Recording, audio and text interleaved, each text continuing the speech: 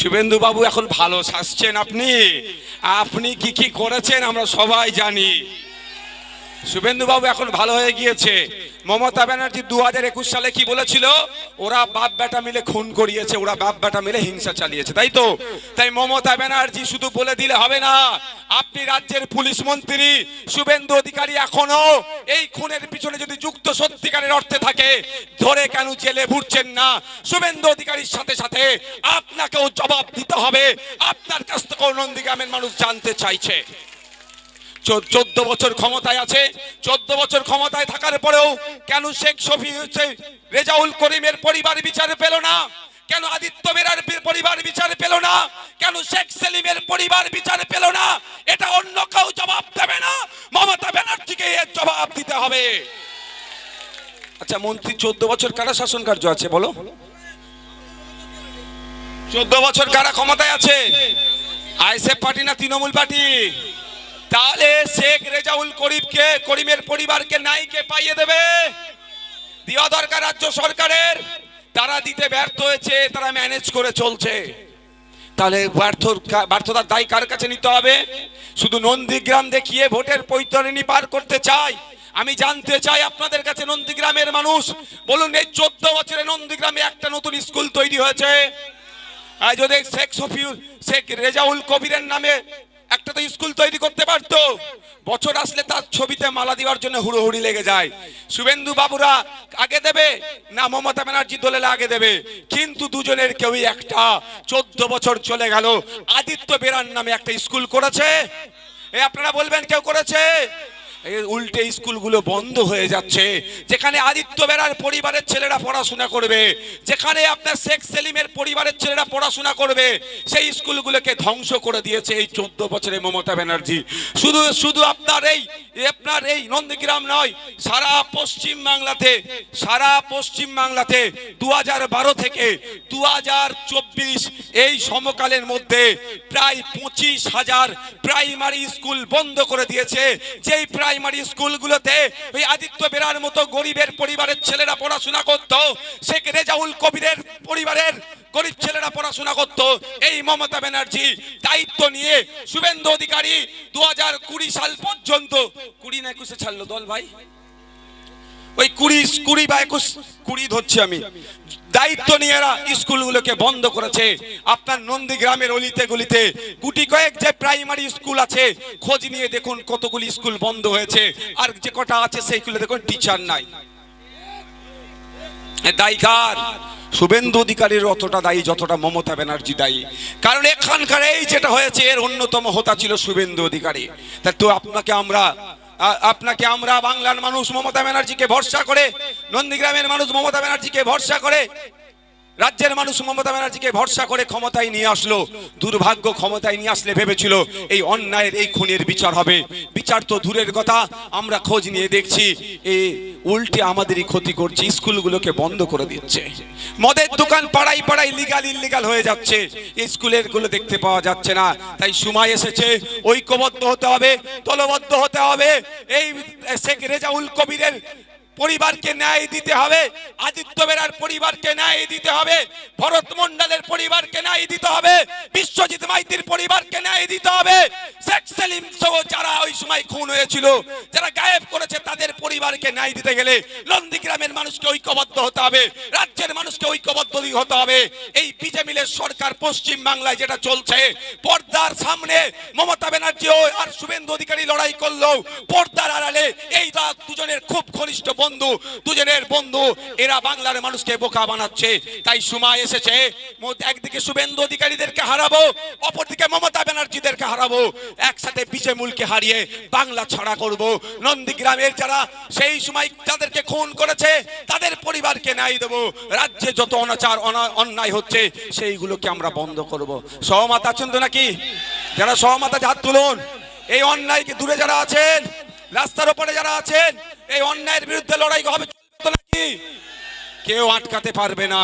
আমি আবারও বলছি, আমি একবার আপনাদের বলি, আবারও বলছি, আমার সাথে কোনো ব্যক্তিগত কারোর সাথে কোনো ব্যক্তিগত লড়াইও নয়, আর ঘনিষ্ঠ বন্ধুত্বও নয়, কিন্তু অন্যায় যে করবে তার বিরুদ্ধে আমার লড়াই চলবে। সে যত বড়ই তুমি বড় হও না কেন, সিএম এর চেয়ারে বসে থাকতে পারো, তুমি বসে থাকো, অথবা তুমি প্রধান বিরোধী দলের লিডার অফ অপোজিশন হয়ে ঘুরতে পারো, আমার দেখার দরকার নেই। তুমি অন্যায় করবে, তোমার বিরুদ্ধে আমি বলে যাব। সেটা মমতা ব্যানার্জি হতে পারে, আর নন্দীগ্রামে দাঁড়িয়ে বলছি সেটা শুভেন্দু অধিকারী হতে পারে, দেখার আমাদের প্রয়োজন নাই। অন্যায় করবে তার বিরুদ্ধে কথা বলবো। তা বন্ধুগণ, আমি আপনাদের বলি, 14 বছর আপনারা পেয়েছেন কি?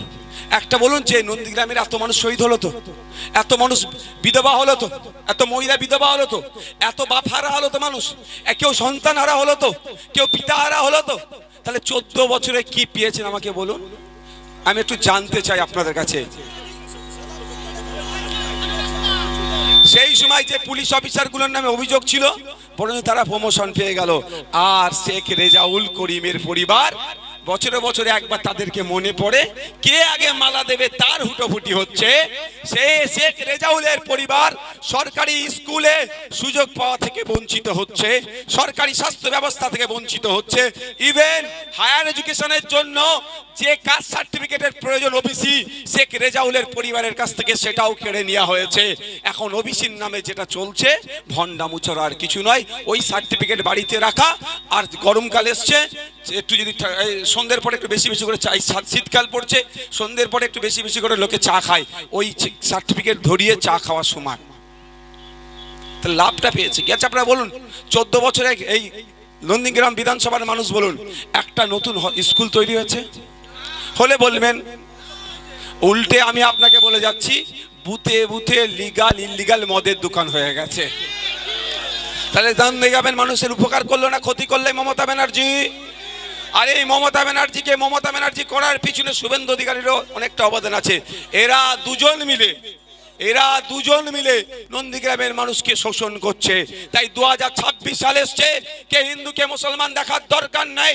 আমার পরিবারের ভরত মন্ডল আমার পরিবারের ছেলে মানতে হবে, শেখ সেলিম আমার পরিবারের ছেলে, শেখ রেজাউল করিম আমাদের পরিবারের ছেলে, এরা সব আমাদের পরিবারের ছেলে। তাহলে আমাদের পরিবারের সাথে যারা অন্যায় করেছে তাদের শাস্তি দেওয়া তো দূরের কথা, বরঞ্চ তাদের দেখছি তাদের প্রমোশন পেয়ে যাচ্ছে।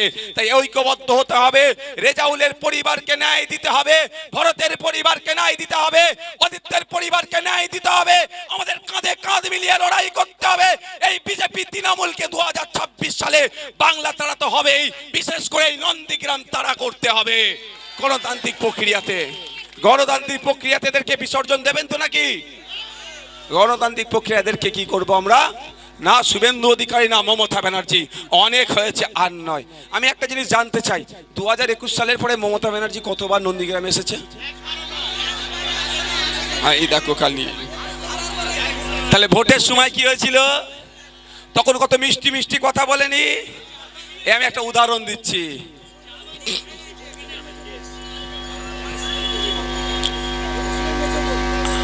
নন্দীগ্রামে 2021 সালের পরে মমতা ব্যানার্জি কতবার এসেছে? কিন্তু আপনাদের ভোটটা যদি নিতে এখন মুখ্যমন্ত্রী চেয়ারে উনি বসতেন, নন্দীগ্রামের এমএলএ হয়ে তখন থাকতো। আসুন, মানুষ ভোট দেয়নি, এই দিয়েছে কি দেয়নি এই নিয়ে মামলা চলছে। সে মামলা 2025 আসতে যাচ্ছে, কবে শেষ হবে বলতে পারবো না। সব কথা মমতা ব্যানার্জি বলে, একবারের জন্য বলে কি যে সুপ্রিম কোর্টে আমার এটা নিয়ে মামলা চলছে, এই বিষয়ের কথা বলে, হাইকোর্টে মামলা চলছে, এই বিষয়টা নিয়ে আর বেশি কথা বলে, সব জায়গায় খোঁচাখুচি করে। হাইকোর্ট থেকে চোরেদেরকে বাঁচানোর জন্য, চোরেদের কি বললাম, চাকরি চোরেদেরকে বাঁচানোর জন্য হাইকোর্ট থেকে সুপ্রিম কোর্টে মামলা করতে চলে যায়। ইডি সিবিআই না তদন্ত করে, হাইকোর্টের রায় না পছন্দ হলে সুপ্রিম কোর্টে গিয়ে মামলা করে। যেখানে মমতা ব্যানার্জি প্রেস্টিজিয়াস ইস্যু, মমতা ব্যানার্জি তার সিটে হেরেছে, নন্দীগ্রামের মানুষ তাকে হারিয়েছে বা সে জোর করে তাকে হারিয়ে দেওয়া হয়েছে, এটা নিয়ে বিতর্ক আছে তো ভাই। তাহলে প্রেস্টিজিয়াস ইস্যু, তাহলে মমতা ব্যানার্জি হাইকোর্টের মামলাটা স্পিড আপের জন্য সুপ্রিম কোর্টে যেতে পারে তো নাকি? ওইটা করেছে? ওটা করলে তো শুভেন্দু অধিকারী যদি ভয় পেয়ে যায়, শুভেন্দু অধিকারী মিথ্যা বলে হিন্দু মুসলমানের মধ্যে যে ঐক্য আছে সেটা বিনষ্ট করতে পারবে না। শুভেন্দু অধিকারী জেলের মধ্যে থাকলে হিন্দু মুসলমানের বাইনারি তৈরি করতে পারবে না। হিন্দু আর মুসলমানকে বোকা বানিয়ে এই তৃণমূলের বিজেপি ভোট চুরি করতে পারবে না, এই ভোট লুট করতে পারবে না। সেই জন্য মমতা ব্যানার্জি শুভেন্দু অধিকারীকে ছেড়ে রেখেছে। অনেক কথাই রিয়াকশন দিল। শুভেন্দু অধিকারী কেন ভোটে কিভাবে জিতলো? মামলা হওয়ার পরেও একটা মামলা করতে হয়, করবে। কারণ মিডিয়াতে একটা দেখাচ্ছিল অমুক 5000 ভোটে জিতে গিয়েছিল, তারপরে আবার মিডিয়াতে দেখলাম 1800 ভোটে হেরে গেছে। আপনি আমি ধরে ফেলবো, সেই জন্য একটা মামলা নামকস্তে করতে হয়, করেছে। হয়তো এটা বলেছে শুভেন্দু তুই যেন রাগফাগ করিস না, আমাকে করতে আমি করে রেখেছি। বুঝতে পারছেন না কি বলছি? বুঝতে পেরেছেন কি বলছি? বুঝতে পারছেন? দিনের শেষে ওরা এক জায়গায় আছে, পর্দার সামনে একদম কুস্তি আর পর্দার পেছনে দোস্তি। এবার শুভেন্দু অধিকারী আর গতবারে মমতা ব্যানার্জিকে নন্দীগ্রামের মানুষ হারিয়েছে, যদিও এখন মামলা চলছে। এবার সময় এসেছে মমতা ব্যানার্জি এবং শুভেন্দু অধিকারী দুজনকে এখান থেকে স্পষ্টভাবে হারানো হবে তো নাকি? শুধু আমি জানতে চাই শুভেন্দু বাবুর কাছে, রাজ্য সরকার তো বাংলার এই নন্দীগ্রামের মানুষের জন্য কিছু করেনি। আপনাদের সরকার চলছে, কেন্দ্র সরকার। কেন নন্দীগ্রামের মানুষের স্বার্থে, আদিত্য বেরাদের স্বার্থে, শেখ রেজাউল কবিরদের স্বার্থে, এদের স্মৃতিতে আপনি সেন্ট্রাল থেকে প্রজেক্ট নিয়েছে, কেন এই নন্দীগ্রামের মানুষকে উপকৃত করতে পারছেন না? এর জবাবও কিন্তু আগামী দিনে 2026 সালে এই নন্দীগ্রামের মানুষেরা আপনার কাছ থেকে চাইবে। আমি ধরে